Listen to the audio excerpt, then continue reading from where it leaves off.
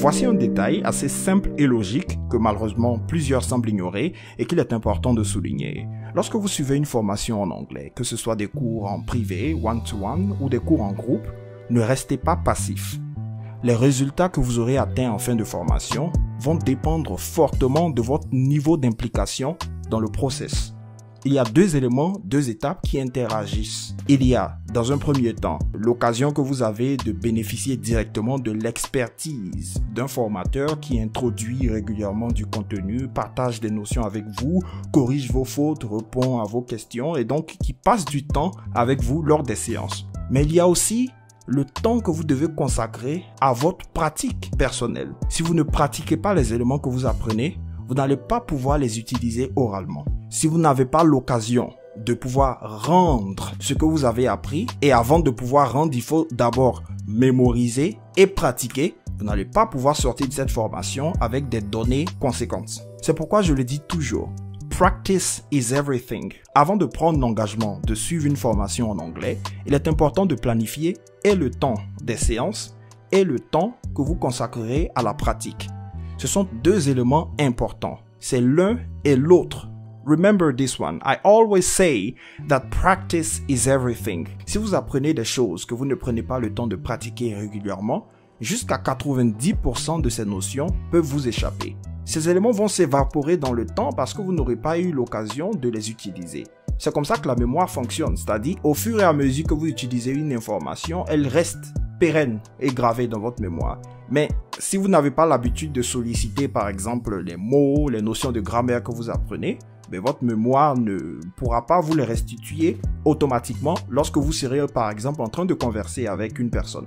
Donc il est très important de mettre la pratique au centre du processus d'apprentissage, même quand vous vous faites suivre par un expert. En moyenne, vous avez 15 heures actives en journée. Si vous vous engagez à consacrer ne serait-ce qu'une heure, ou même moins, même 30 minutes dans un premier temps, dont par exemple 15 minutes au listening et 15 minutes au speaking, alors c'est tellement minime quand je dis 30 minutes sur 24 heures, mais au moins ne serait-ce qu'avec ça, si vous le faites régulièrement, vous allez voir que vous y prendrez goût avec le temps et vous pourrez augmenter significativement le temps de pratique que vous aurez en journée.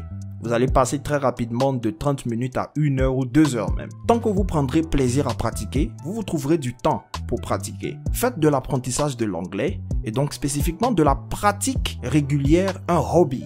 Au début, ça peut être difficile, mais quand vous utilisez les bonnes stratégies et que le type de contenu que vous utilisez par exemple pour la pratique sont des choses qui vous intéressent, sur des thèmes assez intéressants, vous allez voir que ça va faire partie progressivement de vos habitudes et de vos journées. Vous ne pouvez pas juste suivre des séances sans pratiquer. Sinon, ça sera juste de l'information. Et malheureusement, c'est ce qui se passe assez souvent. Les gens suivent des cours d'anglais, pas forcément parce que les cours n'étaient pas efficaces, mais parce qu'ils n'ont pas eu la bonne attitude et certainement parce qu'ils n'ont pas eu les bonnes informations aussi au sujet de leur implication dans le process. Ces personnes alignent des formations ça et là et ne ressortent qu'avec des informations qu'elles ne retiennent même pas.